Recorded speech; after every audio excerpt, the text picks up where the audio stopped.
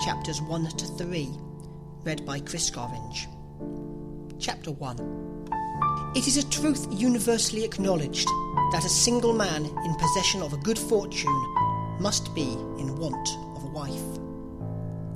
However little known the feelings or views of such a man may be on his first entering a neighbourhood, this truth is so well fixed in the minds of the surrounding families that he is considered the rightful property of someone or other of their daughters.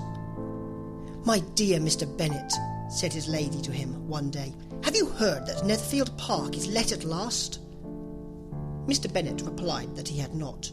"But it is," returned she, "for Mrs. Long has just been here, and she told me all about it." Mr. Bennet made no answer. "Do you not want to know who has taken it?" cried his wife impatiently. "You want to tell me, and I have no objection to hearing it." This was invitation enough. "Why, my dear, you must know. Mrs. Long says that Netherfield is taken by a young man of large fortune from the north of England, that he came down on Monday in a chaise and four to see the place, and was so much delighted with it that he agreed with Mr. Morris immediately that he is to take possession before Michaelmas, and some of his servants are to be in the house by the end of the week." "What is his name?" "Bingley." "Is he married or single?"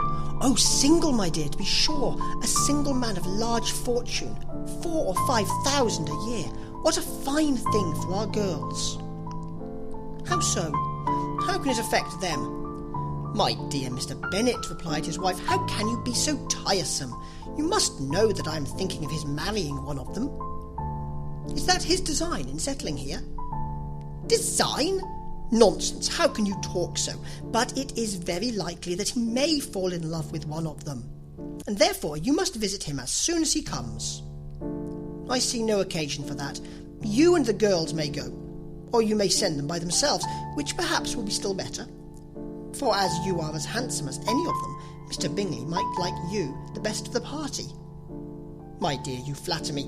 I certainly have had my share of beauty, but I do not pretend to be anything extraordinary now. When a woman has 5 grown-up daughters, she ought to give over thinking of her own beauty. In such cases a woman has not often much beauty to think of. But, my dear, you must indeed go and see Mr. Bingley when he comes into the neighbourhood. It is more than I engage for, I assure you. But consider your daughters. Only think what an establishment it would be for one of them. Sir William and Lady Lucas are determined to go, merely on that account, for in general, you know, they visit no newcomers. Indeed, you must go, for it will be impossible for us to visit him if you do not. You are over-scrupulous, surely. I dare say Mr. Bingley will be very glad to see you, and I will send him a few lines by you to assure him of my hearty consent to his marrying whichever he chooses of the girls. Though I must throw in a good word for my little Lizzie. I desire you will do no such thing. Lizzie is not a bit better than the others. I'm sure she is not half so handsome as Jane, nor half so good-humoured as Lydia. But you are always giving her the preference." "They have none of them much to recommend them," replied he. "They are all silly and ignorant like other girls. But Lizzie has something more of quickness than her sisters." "Mr. Bennet, how can you abuse your own children in such a way? You take delight in vexing me. You have no compassion for my poor nerves." "You mistake me, my dear. I have a high respect for your nerves. They are my old friends. I've heard you mention them with consideration these last 20 years at least. Ah, you do not know what I suffer. But I hope you will get over it, and live to see many young men of 4,000 a year come into the neighbourhood. It will be no use to us if 20 such should come, since you will not visit them. Depend upon it, my dear, that when there are 20, I will visit them all." Mr. Bennet was so odd a mixture of quick parts, sarcastic humour, reserve, and caprice, that the experience of 23 years had been insufficient to make his wife understand his character. Her mind was less difficult to develop. She was a woman of mean understanding, little information, and uncertain temper. When she was discontented, she fancied herself nervous. The business of her life was to get her daughters married. Its solace was visiting and news. Chapter 2. Mr. Bennet was among the earliest of those who waited on Mr. Bingley. He had always intended to visit him, though to the last always assuring his wife he should not go. Until the evening after the visit was paid, she had no knowledge of it. It was then disclosed in the following manner. Observing his second daughter employed in trimming a hat, he suddenly addressed her with, "I hope Mr. Bingley will like it, Lizzie." "We are not in a way to know what Mr. Bingley likes," said her mother resentfully, "since we are not to visit." "But you forget, mamma," said Elizabeth, "that we shall meet him at the assemblies, and that Mrs. Long promised to introduce him." "I do not believe Mrs. Long will do any such thing. She has 2 nieces of her own. She is a selfish, hypocritical woman, and I have no opinion of her." "No more have I," said Mr. Bennet, "and I am glad to find that you do not depend on her serving you." Mrs. Bennet deigned not to make any reply, but unable to contain herself, began scolding one of her daughters. "Don't keep coughing so, Kitty, for heaven's sake. Have a little compassion on my nerves. You tear them to pieces." "Kitty has no discretion in her coughs," said her father. "She times them ill." "I do not cough for my own amusement," replied Kitty fretfully. "When is your next ball to be, Lizzie?" "Tomorrow fortnight."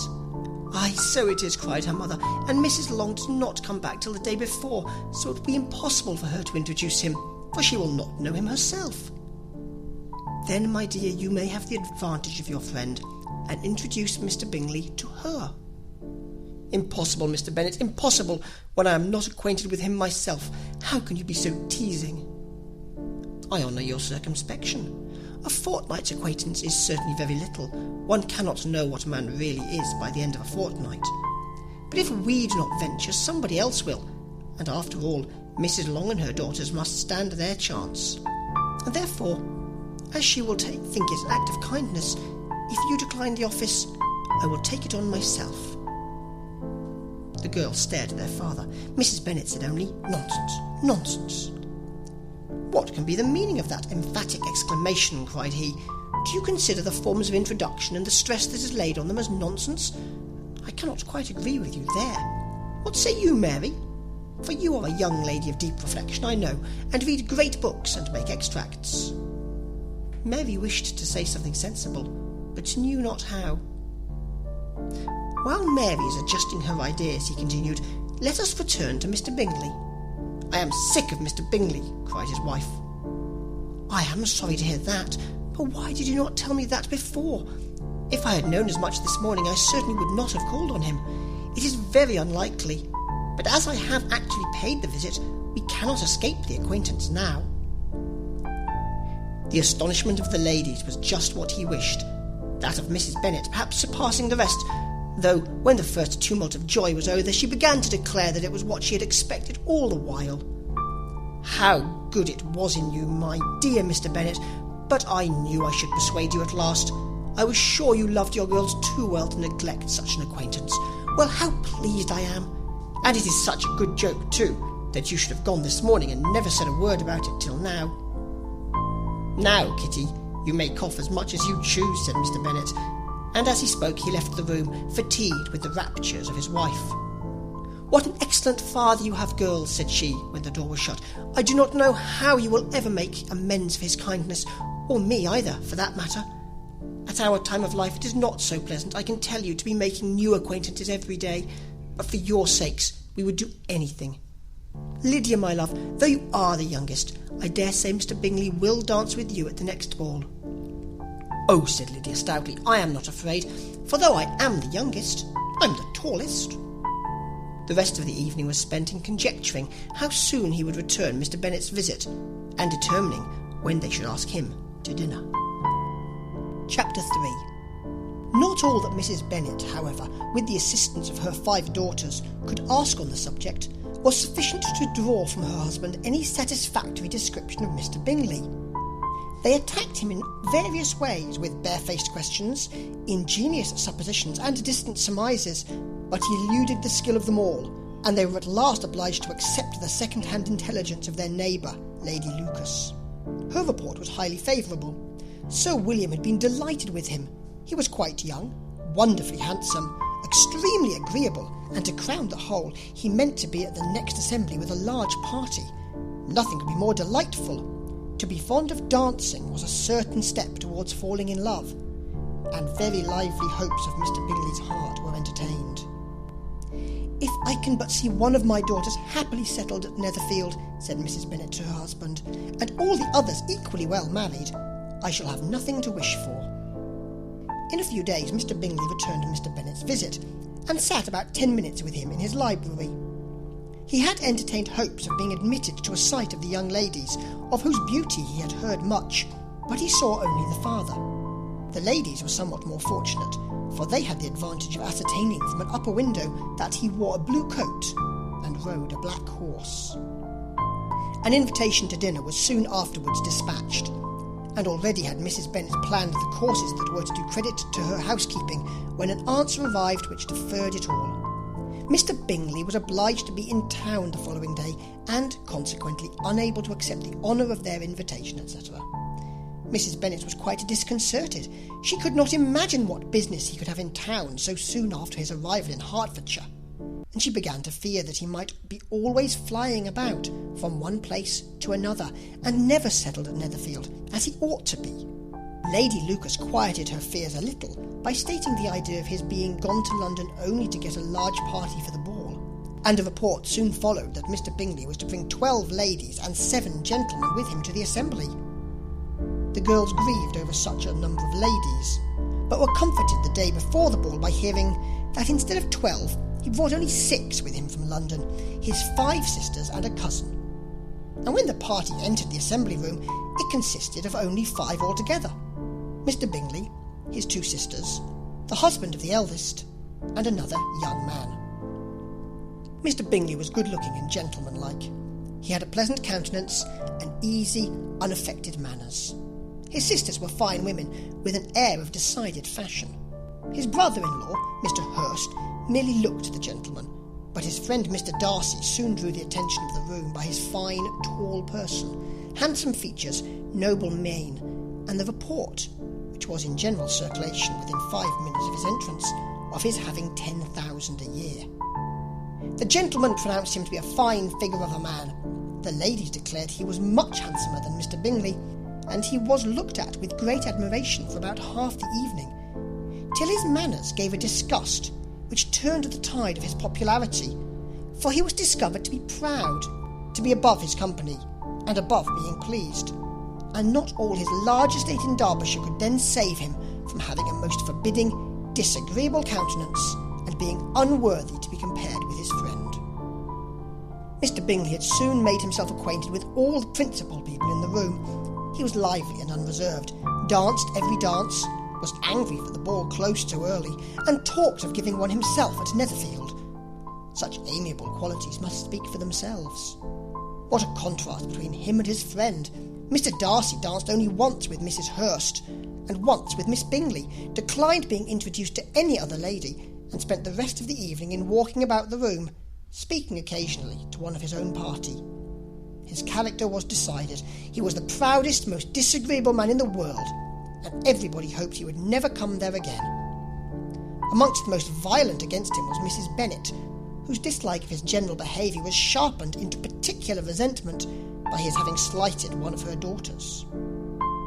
Elizabeth Bennet had been obliged, by the scarcity of gentlemen, to sit down for 2 dances, and during part of that time Mr. Darcy had been standing near enough for her to hear a conversation between him and Mr. Bingley, who came from the dance for a few minutes to press his friend to join it.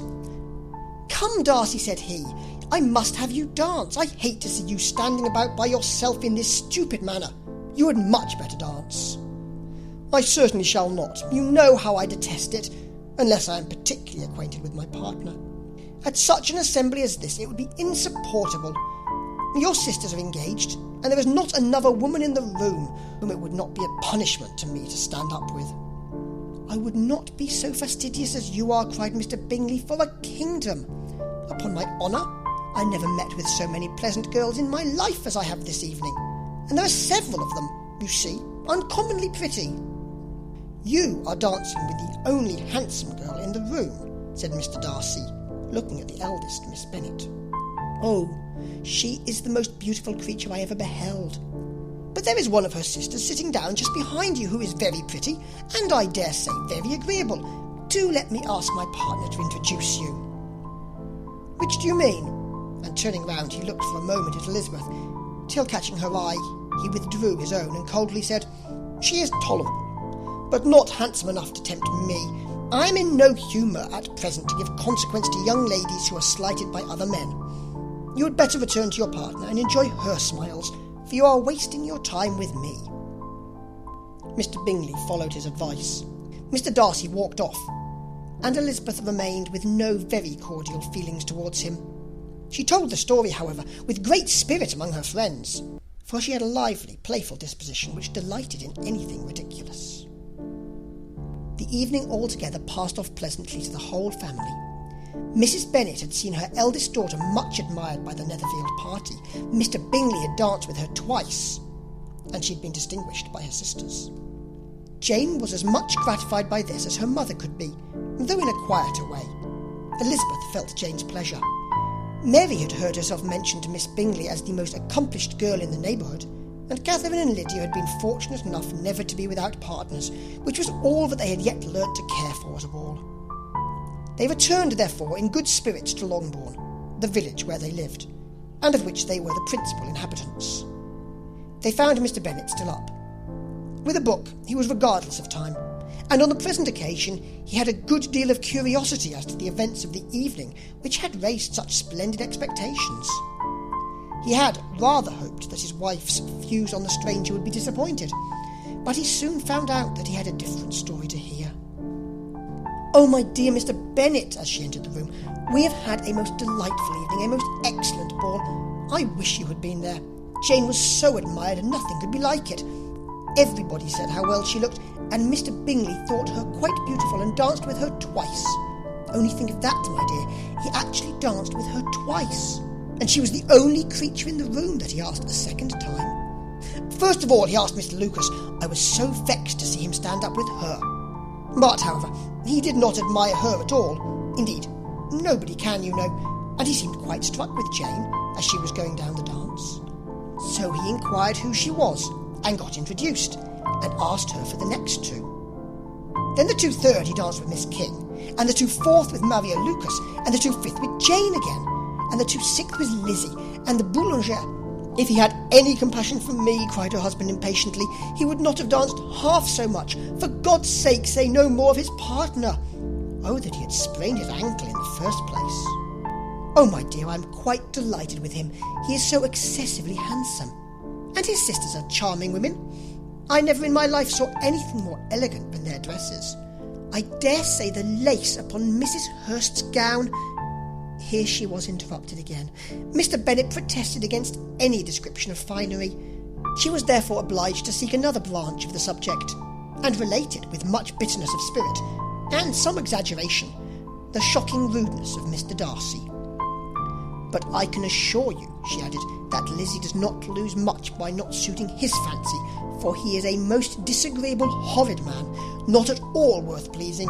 So high and so conceited that there was no enduring him. He walked here and he walked there, fancying himself so very great. Not handsome enough to dance with. I wish you had been there, my dear, to have given him one of your set-downs. I quite detest the man." This is the end of chapter 3.